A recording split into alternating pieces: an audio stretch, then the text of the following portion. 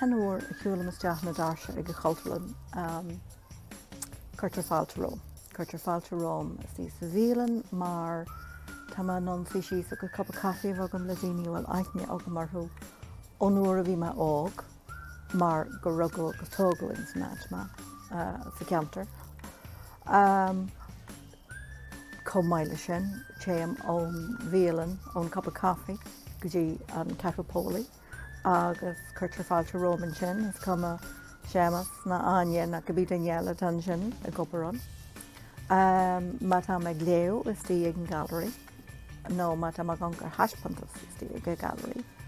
Maithíim ghfuil me tí in sin a meas pobl agus sílim gur sin an rud is táhachtaí faoin Chultúlrann gur pobl atá.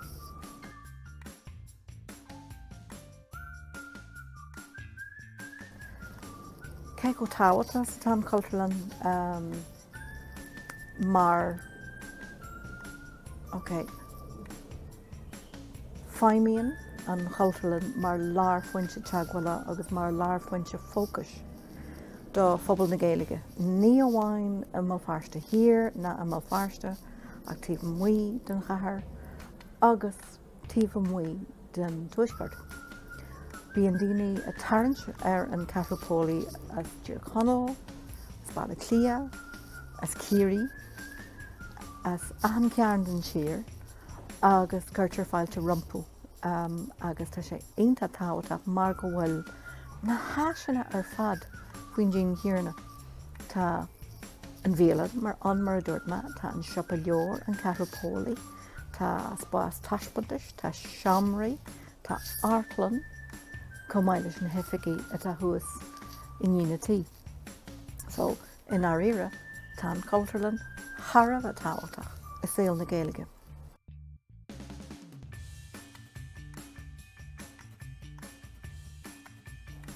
Tásúil agam nuair atá an fandéim seo thart agus nuair atá cead taistil agin agus nuair atá se